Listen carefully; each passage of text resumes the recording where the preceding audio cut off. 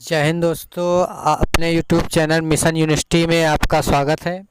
आज हम modern history के प्रीवियस ईयर क्वेश्चन लेके आए हैं जो अब इंटर एग्ज़ाम में बार बार पूछे जाते हैं और ऐसे क्वेश्चन ही हर बार आते हैं। तो नए हो तो चैनल को सब्सक्राइब कर लें, बेल आइकन की घंटी को प्रेस कर लें ताकि जो भी अपडेट दी जाए आप तक तुरंत पहुँचे। तो देरी न करते हुए क्वेश्चन पे आते हैं। इससे पहले क्वेश्चन पे आते हैं। तो पहला क्वेश्चन दिया गया है। इससे पहला क्वेश्चन है, अमृत बाजार पत्रिका की स्थापना किसने किया था? तो अमृत बाजार पत्रिका की स्थापना किसने किया था? तो ऑप्शन पे आते हैं। तो ऑप्शन नंबर इससे पहला है हरीश चंद्र मुखर्जी, दूसरा है एस.एन. बनर्जी, तीसरा है शिविर कुमार घोष, चौथा है गिरीश चंद्र घोष। तो किसने जो है अमृत बाजार पत्रिका की स्थापना की है? तो ऑप्शन नंबर तीसरा सही हो जाएगा, शिविर कुमार घोष ने जो है अमृत बाजार पत्रिका की स्थापना की है। तो अगले क्वेश्चन पे आते हैं। अगला क्वेश्चन है, अगला क्वेश्चन दिया है, निम्नलिखित में से कौन सा अखबार मुख्यतः उदारवादियों की नीतियों का प्रचारक था? तो उदारवादियों की नीतियों के लिए प्रचारक कौन सा अखबार है? तो ऑप्शन नंबर पहला है लीडर, दूसरा यंग इंडिया, तीसरा है न्यू इंडिया, चौथा है प्री प्रेस जनरल। तो कौन सा जो है अखबार जो है उदारवादियों के लिए नीतियों का प्रचारक था? तो ऑप्शन नंबर पहला सही हो जाएगा, लीडर। लीडर जो है उदारवादियों की नीतियों के लिए प्रचारक था, ये अखबार है। तो अगले क्वेश्चन पे आते हैं। अगला क्वेश्चन दिया गया है, झंडा गीत किसके द्वारा लिखा गया? तो झंडा गीत किसके द्वारा लिखा गया? तो ऑप्शन नंबर ए पहला हो जाएगा बंकिम चंद्र चटर्जी, दूसरा है मैथिली शरण गुप्त, तीसरा है रविंद्रनाथ टैगोर और चौथा है श्यामलाल गुप्त प्रसाद। तो किसने जो है झंडा गीत लिखा? तो ऑप्शन नंबर चौथा सही हो जाएगा, श्यामलाल गुप्त प्रसाद जो है इन्होंने झंडा गीत लिखा है। तो अगले क्वेश्चन पे आते हैं। अगला क्वेश्चन है, निम्नलिखित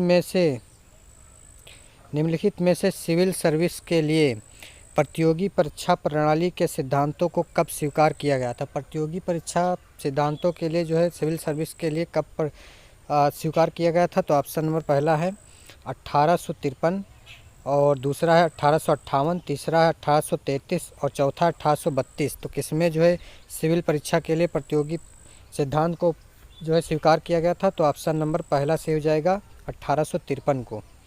तो अगले क्वेश्चन पे आते हैं। अगला क्वेश्चन है,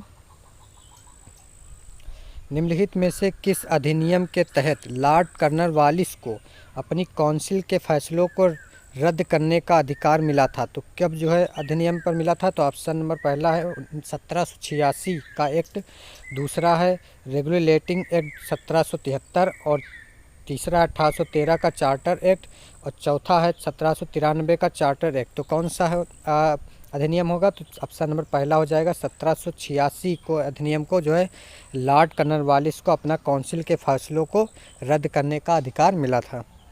तो अगले क्वेश्चन पे आते हैं। अगला क्वेश्चन है, उपन्यास दुर्गेश नंदिनी के लेखक कौन है? उपन्यास दुर्गेश नंदिनी के लेखक कौन है? ऑप्शन नंबर पहला है तारकनाथ गंगोपाध्याय और दूसरा हो जाएगा बंकिम चटर्जी, तीसरा हो जाएगा स्वर्ण कुमारी और चौथा हो जाएगा रविन्द्रनाथ टैगोर। किसकी है दुर्गेश नंदिनी के लेखक कौन है? तो ऑप्शन नंबर दूसरा सही हो जाएगा Bankim Chatterjee, B option correct हो जाएगा। बंकिम चंद्र चटर्जी जो है दुर्गेश नंदिनी के उपन्यास के लेखक हैं। तो अगले क्वेश्चन पे आते हैं। अगला क्वेश्चन दिया गया है, भारतीय राजनीति में 1947 के बाद निम्नलिखित में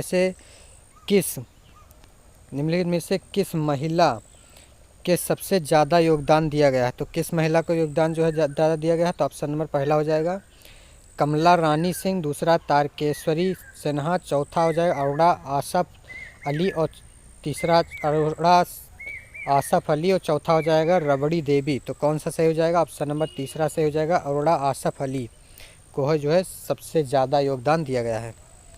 तो अगले क्वेश्चन पे आते हैं। अगला क्वेश्चन है, वंदे मातरम गीत किसने लिखा था? तो वंदे मातरम गीत किसने लिखा? ऑप्शन नंबर पहला है नव गोपाल मित्रा ने, दूसरा है बंकिम चंद्र चटर्जी, तीसरा हो जाएगा गिरीश चंद्र घोष और चौथा हो जाएगा रविन्द्रनाथ टैगोर। तो किसने जो है वंदे मातरम लिखा? तो ऑप्शन नंबर बी सही हो जाएगा, बंकिम चंद्र चटर्जी ने वंदे मातरम गीत लिखा है। तो बी ऑप्शन सही हो जाएगा। तो अगले क्वेश्चन पे आते हैं। अगला क्वेश्चन दिया गया है, उड़ीसा बिहार से अलग कब हुआ था? उड़ीसा जो है बिहार से कब अलग हुआ था? तो ऑप्शन पहला 1936, दूसरा हो जाएगा 1933, तीसरा हो जाएगा 1930 और चौथा हो जाएगा 1937। कब जो है उड़ीसा बिहार से अलग हुआ था? तो कौन सा ऑप्शन सही हो जाएगा? ऑप्शन नंबर पहला सही हो जाएगा, 1936 को उड़ीसा जो है बिहार से अलग हुआ था।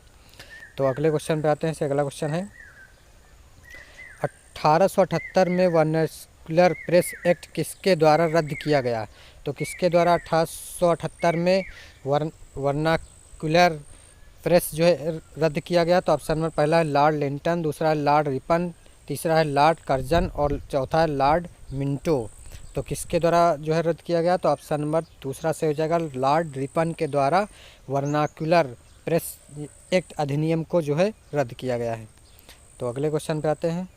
अगला क्वेश्चन है अमेरिका में फ्री हिंदुस्तान अखबार किसके द्वारा शुरू किया गया था? तो अमेरिका में फ्री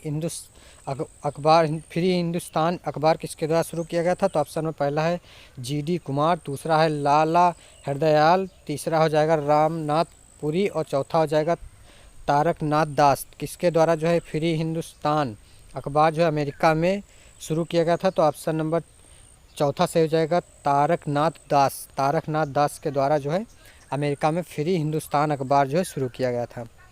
तो अगले क्वेश्चन पे आते हैं। अगला क्वेश्चन है इंडिया अनरेस्ट किसके द्वारा लिखा गया? तो इंडिया अनरेस्ट जो है किसके द्वारा लिखा गया? ऑप्शन नंबर पहला है एनी बेसेंट, दूसरा लाला लाजपत राय, तीसरा है वैलेंटाइन सिरोल और चौथा दादा भाई निरोजी। किसके द्वारा जो है इंडिया अनरेस्ट लिखा गया है? तो ऑप्शन नंबर तीसरा सही हो जाएगा वैलेंटाइन सिरोल के द्वारा इंडिया अनरेस्ट जो है लिखा गया है। तो अगले क्वेश्चन पे आते हैं। अगला क्वेश्चन है निम्नलिखित में से कौन स्वदेशी वाहिनी के संपादक थे? तो कौन संपादक थे? ऑप्शन में पहला CR रेड्डी, दूसरा हो जाएगा के रामकृष्ण पिल्ले, तीसरा हो जाएगा CB रमन पिल्ले, चौथा हो जाएगा CN मुदालियर। तो किसके द्वारा जो है स्वदेशी वाहिनी के संपादक हैं? तो किसके द्वारा हैं? तो संपादक कौन है? तो ऑप्शन नंबर बी सही हो जाएगा के रामकृष्ण पिल्ले जो है स्वदेशी वाहिनी के संपादक थे। तो अगले क्वेश्चन पे आते हैं। अगला क्वेश्चन है निम्नलिखित में से किस भाषा में द इंडिया ओपिनियन पत्र नहीं छापा जाता है? तो ओपिनियन पत्र किसके द्वारा जो है नहीं छापा जाता है? तो ऑप्शन नंबर कौन सा सही हो जाएगा? ऑप्शन नंबर पहला है उर्दू, दूसरा तमिल और तीसरे पे आते हैं। तीसरा कौन सा है? तीसरा है अंग्रेजी और चौथा क्या है? गुजराती। तो कौन सा जो है द इंडिया ओपिनियन पत्र नहीं छापा जाता? तो ऑप्शन नंबर दूसरा सही हो जाएगा तमिल के द्वारा बी ऑप्शन सही हो जाएगा। इसके द्वारा द इंडिया ओपिनियन पत्र नहीं छापा जाता है। तो अगले क्वेश्चन पे आते हैं। अगला क्वेश्चन दिया गया है। अगला क्वेश्चन है निम्नलिखित में से किस एक्ट के द्वारा भारत के गवर्नर जनरल को अध्यादेश जारी करने की शक्ति प्रदान की है? तो किस एक्ट के द्वारा जो है गवर्नर अध्यादेश जारी प्रदान करने की शक्ति प्रदान की? तो ऑप्शन नंबर पहला हो जाएगा इंडियन काउंसिल एक्ट 1861, दूसरा चार्टर एक्ट 1833, तीसरा हो जाएगा इंडियन काउंसिल एक्ट 1909 और चौथा हो जाएगा इंडियन काउंसिल एक्ट 1892। तो कौन सा सही हो जाएगा? तो ऑप्शन नंबर पहला सही हो जाएगा इंडियन काउंसिल एक्ट 1861 को जो है ये शक्ति प्रदान की गई थी। तो पहला ऑप्शन करेक्ट हो जाएगा। तो अगले क्वेश्चन पे आते हैं। अगला क्वेश्चन है निम्नलिखित में से किसने सर्वप्रथम प्रेस सेंसरशिप लागू किया गया था? तो किसने जो है सेंसरशिप लागू किया था? तो ऑप्शन नंबर पहला हेस्टिंग्स, दूसरा है जॉन एडम्स, तीसरा हो जाएगा वेलेसी और चौथा हो जाएगा डलहौजी। किसने जो है सर्वप्रथम प्रेस सेंसरशिप लागू किया था? तो ऑप्शन नंबर कौन सा सही हो जाएगा? तो ऑप्शन नंबर सही हो जाएगा तीसरा ऑप्शन सही हो जाएगा वेलेस्ली ने जो है सर्वप्रथम प्रेस सेंसरशिप लागू किया था। तो अगले क्वेश्चन पे आते हैं। अगला क्वेश्चन है निम्नलिखित में से किसके अंतर्गत भारत में सर्वप्रथम सर्वोच्च न्यायालय की स्थापना की थी? तो किसने जो है सर्वोच्च न्यायालय की स्थापना की? ऑप्शन नंबर पहला है चार्टर एक्ट 1853 और दूसरा हो जाएगा भारत सरकार अधिनियम 1935 और तीसरा हो जाएगा रेगुलेटिंग एक्ट 1773 और चौथा हो जाएगा भारतीय संविधान। किस जो है किसके सर्वप्रथम सर्वोच्च में न्यायालय स्थापना की गई थी? तो कौन सा ऑप्शन सही हो जाएगा? तो ऑप्शन नंबर तीसरा सही हो जाएगा रेगुलेटिंग एक्ट 1773 को जो है भारत में सर्वप्रथम सर्वोच्च न्यायालय की स्थापना की गई थी। तो अगले क्वेश्चन पे आते हैं। अगला क्वेश्चन है पत्रकार के कर्तव्य का निर्वहन करते हुए जेल जाने वाले प्रथम भारतीय कौन थे? तो प्रथम भारतीय कौन है जो जेल गए थे? तो ऑप्शन में पहला है सुरेंद्र नाथ बनर्जी, दूसरा मोतीलाल घोष, तीसरा हो जाएगा दादा भाई नौरोजी और चौथा हो जाएगा बाल गंगाधर तिलक। जो है किसने जो है पत्रकार के कर्तव्य में निर्वाहन करने के जेल गए थे, तो ऑप्शन नंबर चौथा से हो जाएगा बाल गंगाधर तिलक जो है जेल गए थे। तो अगले क्वेश्चन पे आते हैं। अगला क्वेश्चन दिया गया है, स्वतंत्रता भारत का अंतिम गवर्नर जनरल निम्नलिखित में से कौन है? स्वतंत्रता भारत का अंतिम गवर्नर जनरल कौन है? तो ऑप्शन नंबर पहला राजेंद्र प्रसाद, दूसरा सी राजगोपालाचारी, तीसरा लॉर्ड माउंटबेटन और चौथा हो जाएगा इनमें से कोई नहीं। तो कौन सा सही हो जाएगा? तो ऑप्शन नंबर दूसरा सही हो जाएगा, सी राजगोपालाचारी जो है भारत का प्रथम अंतिम गवर्नर जनरल निम्नलिखित में से है। तो अगला क्वेश्चन हो जाएगा। इसे अगला क्वेश्चन दिया गया है, गोदान और गबन का रचनाकार कौन है? तो ऑप्शन नंबर पहला हो जाएगा मुंशी प्रेमचंद, दूसरा निराला, तीसरा हो जाएगा रविन्द्रनाथ टैगोर, चौथा कालिदास। तो कौन है गोदान और गबन के रचनाकार? तो ऑप्शन नंबर पहला हो जाएगा मुंशी प्रेमचंद जो है गोदान और गबन के रचनाकार हैं।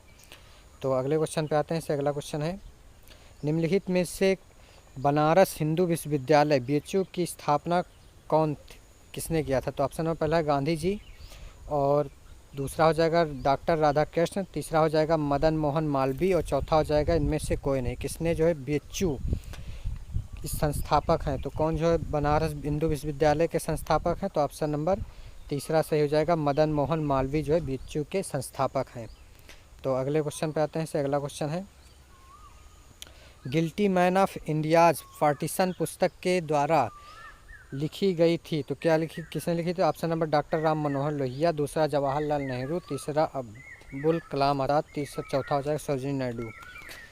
तो कौन सा ऑप्शन सही हो जाएगा? ऑप्शन नंबर पहला सही हो जाएगा, डॉक्टर राम मनोहर लोहिया ने guilt man of India's partition पुस्तक के द्वारा लिखी गई थी।